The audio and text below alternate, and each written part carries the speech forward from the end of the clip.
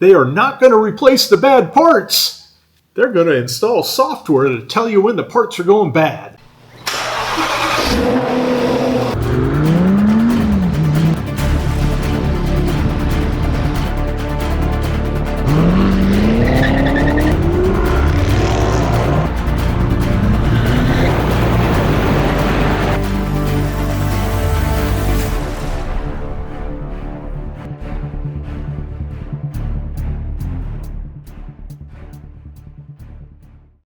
Welcome to the Full Octane Garage, and I thought we had all these GMC truck problems behind us. Not so fast. There's two documents we're going to be talking about today. One is a safety recall labeled N242454440. And what this is a safety recall for Chevrolet, GMC, and Cadillac full-size SUVs and trucks with a 10-speed transmission.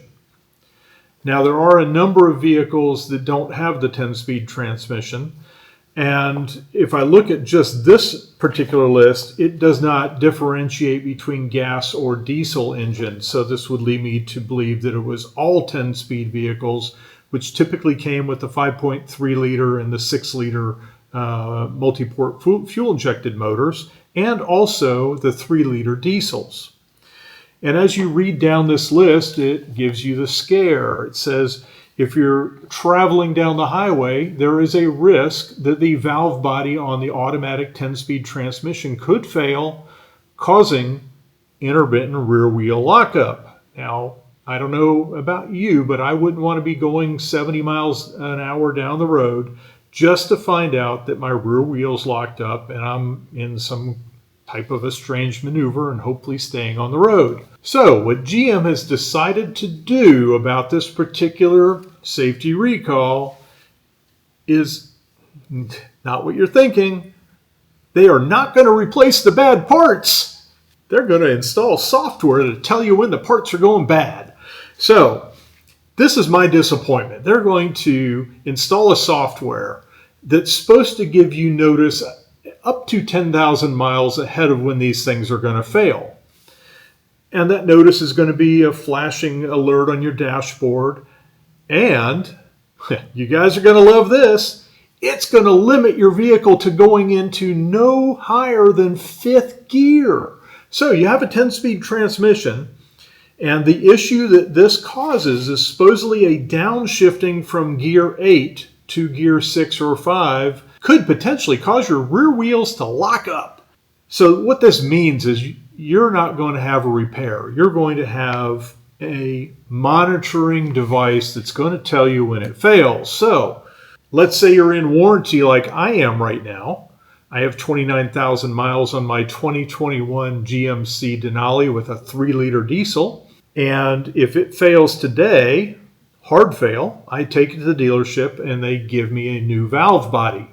If it fails 7,000 miles from now, that's on my dime. So all I'm going to get is an alert on the dashboard saying, hey, you're in limp mode and you're not going to go very fast. So now what that means is what vehicles are impacted by this. If I read this particular recall bulletin, it looks like every 10-speed transmission out there from 2020 to 2022 is impacted and will get a letter in the mail for a recall to install a software. Now there's more to the story. There's a multi-page document labeled Part 73 Safety Recall Report from NHTSA, and it is 24V-797. And that breaks it down by vehicle type and also drivetrain type. So it appears the only vehicles that are impacted are the ones that have diesel motors, not gasoline motors, because in every one of these particular bulletins, there's a footnote in here. It says, the recall only involves vehicles equipped with diesel engines. Vehicles equipped with gasoline engines use a different transmission and are not affected by this recall. So I assumed that the 10-speed automatic transmissions were the same in gasoline and diesel. Now, if this bulletin is accurate, that means there's something about at least the valve body that's different in the diesels. And that's why only diesels are impacted by this. So if you have a gasoline motor, NHTSA is saying take these two documents and throw them away. You don't have to worry about it. But since I have a diesel motor, I'm going to have to worry about it.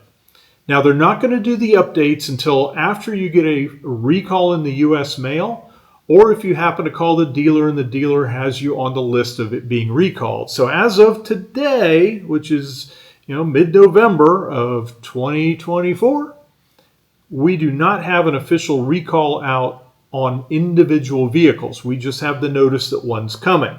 They say about 1,800 vehicles have had this issue.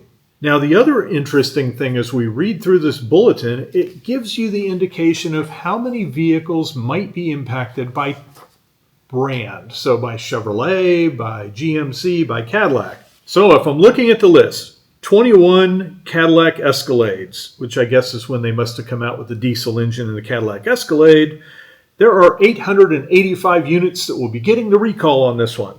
Now, if we go to the 21 through 21 Cadillac Escalade ESV, which is the long platform, it looks like there's 635 vehicles that are going to be getting this recall. So there's a total of less than 2,000 Cadillacs in 21 that were sold with the diesel motor, is what this is telling me, which means that that's the only ones that are going to get the recall if you own a Cadillac Escalade. Now let's talk about 2020 to 2022 Chevrolet Silverado 1500s. It looks like there was 66,890 or so that are going to be impacted by this recall. That sounds like an awful lot of diesel sales to me, but maybe I'm wrong that they sold a lot more diesels than I thought. Now, if we step up to the 2020 to 2022 Chevrolet 2500 and 3500 Silverados, it looks like there's 166,000. Now, I'm assuming that they have also mated this to 10-speed transmission to the larger V8 Duramax diesel. So that's probably where these numbers are coming from, and I do believe that they probably sold a lot of those diesels. Now, 2021 Chevrolet Suburbans, I guess that's the only year they put the diesel in, because there's 2,500 in that particular range in the Chevrolet Suburban, and it says 2021 only. Now, if we do the 21 only Tahoes, which is, I assume, the only Chevrolet year that they put the diesel in the Tahoes, 3,558 units. So if you're in that, you're going to be getting a recall. Now let's go to the exciting part, the GMCs, because that's what we have. So a 2020 to 2022 Sierra 1500, which is also the Denali 1500, it looks like there are 80,000 units impacted by this. I'm going to be one of 80,000 units. I can't wait to go to the dealer and get my software update.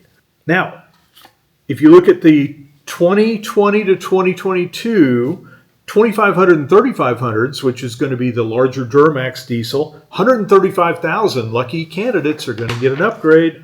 Software upgrade only, not a repair.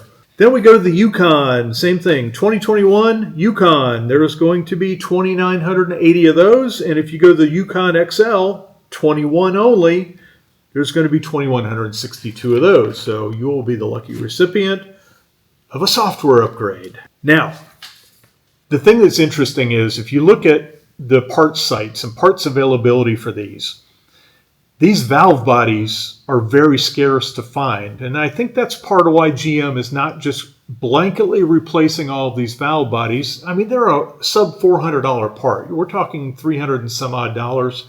And the time to install it. Drop your oil pan, your transmission pan, drop the filter, drop this, I think it's 8 or 10 bolts, takes the valve body off, pops it back on. It's probably an hour and a half job plus a refill. I'm assuming that they can't get enough valve bodies. That's, my gosh, that's a couple 100,000 vehicles that we just went through. And if they all need a valve body, that's going to be a huge, huge undertaking by General Motors. They do the software upgrade, they're going to get off the hook on a significant amount of failures. So if you have a premature failure, you're out of your 50,000 mile drivetrain warranty or out of your 3 years, 36 months. And say you're out of 36 months and your vehicle only has 12,000 miles on it and your valve body fails, that's on you. If you can find the part. You go to Rock Auto, you can't find the part. You go to the GM Direct websites, you cannot find these valve bodies in stock. They're like I say, if you can find them, they're under $400, but you just can't find them.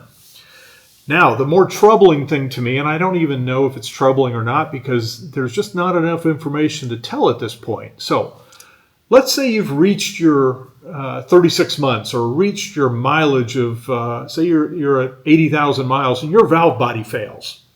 Or you get the alert now that your valve body is going to fail and I can only go into fifth gear, so I can't drive very fast. I have two options. I can take that to a Chevrolet or a GM dealer and have them replace the valve body. Or I can take it to an independent, which personally I would do, or I would be a DIY and I would drop the pan and do it myself if I could get the parts.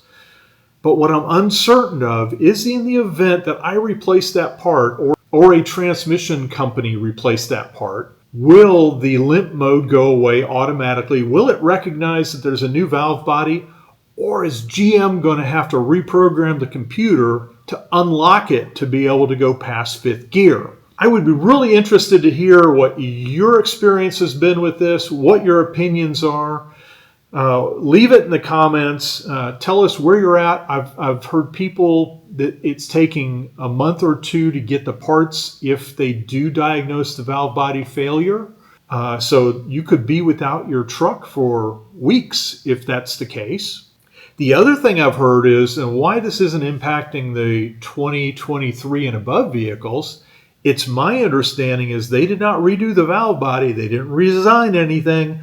All they did was deploy the software that they're now retroing back and putting in our vehicles. So my understanding is if you have a 23 or a 24 vehicle with the 10-speed transmission, you still have the potential valve body failure issue, which I'm assuming might be a design flaw. And you're just going to see an alert on your dashboard that tells you you have a valve body failure. So just because you have a newer vehicle, don't think you're off the hook. So thanks for being with us at Full Octane Garage. Don't forget to like and subscribe. We hope you enjoyed this video. I know that there's a lot that we had to unpack here, and there's still a lot of unknowns, and we'll keep you posted as we get our recall. We go through the recall process, and we hope we don't have a valve body failure between now and then.